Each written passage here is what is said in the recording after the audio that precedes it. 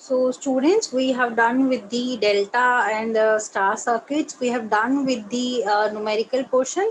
Now the portion left is the power, where we have to discuss the three types of power. Here we discuss only the definition and the formulated part. The next lecture we are going to discuss about the deep part. So let's start today's lecture. The first power we have to study is the active power. So in the basic concept I have already given to you.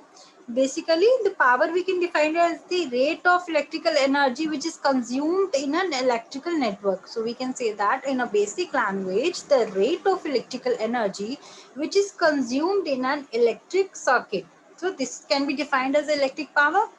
So basically there are three types of power we are going to study about. The first one is active power. The first one is active power.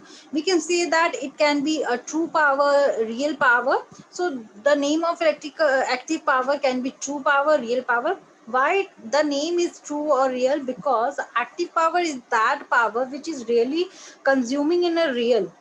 Maybe you can say that in your domestic domestic houses, or you can domestic electricity with domestic power which we are consuming is the real or active power which is consumed in a real.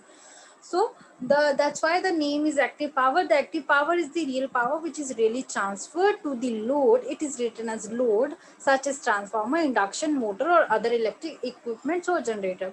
Basically what happen is when the electricity generated or the current flows to the circuit, at the end of the part we have a load where we can say that we have achieved this much voltage, this much current, or this much power.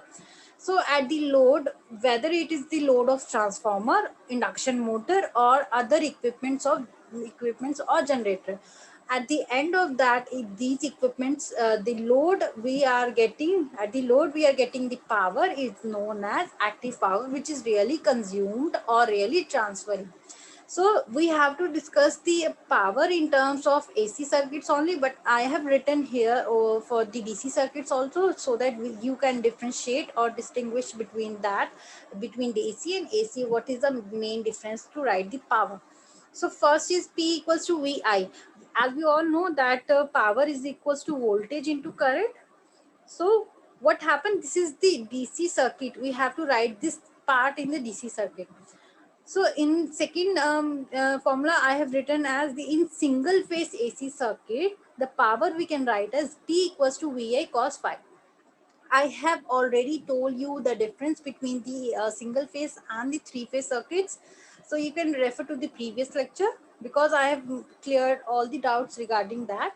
So you can see that we have written as a cos phi here. You know why we have right here? Because there are some angle which we are getting in a single phase AC circuit. But if we write cos phi here, and what to what value, if we multiply with VI, we will get only VI. So it is cos 0, cos at 0 degree is 1. That's why if we get 1 here, because there's no angle is forming here, that's why cos is 0. That's why we can get P equals to VI. As in DC circuit, no angle formation, it is the constant current. Okay, unilateral. Okay, as I've already told you about the DC circuits also, the basic differentiation between the AC and the DC currents I have already cleared to you. And the third one, the power we can define in terms of voltage, line voltage, and the line current. How we can define this in three-phase AC circuit? We can say that under root 3. Under root 3 is representing the three-phase AC circuit. The under root 3 into line voltage, VL into line current, IL. When I have started the star delta, the voltages and the current relations and the phase current or phase voltages relation, I have cleared their examples, the definitions, how we are going to measure the, how we have measured the line voltage, line current, phase voltage, phase current. So that topic also I have also given to you. You can refer that also. So here we can write it cos phi. In the next, we have written write as P equals to 3 VPH into IPH cos phi. 3 means in three-phase circuit, and VPH representing the phase voltage, IPH representing the phase current.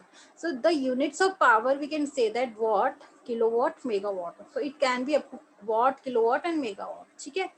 Now the next power is the reactive power.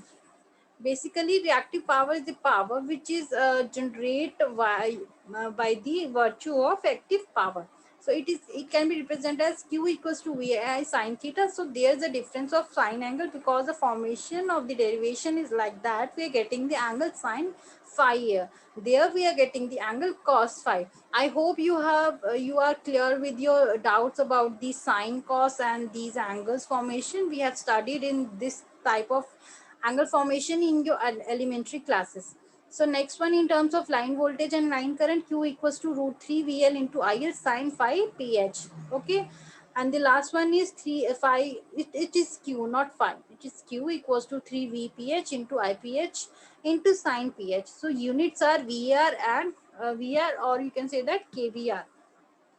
Basically here VAR is representing the volt ampere reactive, R is representing the reactive, and KVR is representing the kilovolt ampere reactive. Okay, so this is the notation for the reactive power. And the third one is apparent power.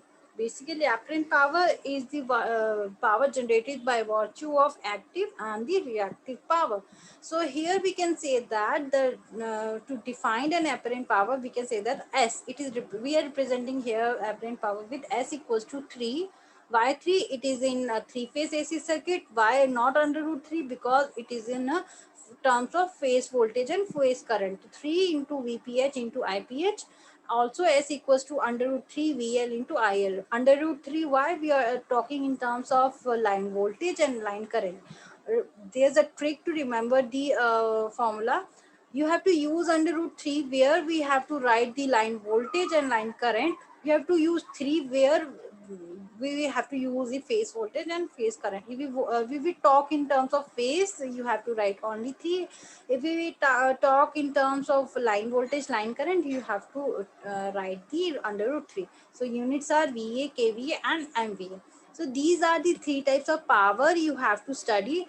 The other deeper part we will continuing in next lecture. I hope these powers are clear to you. The definition part and the formula part is clear to you.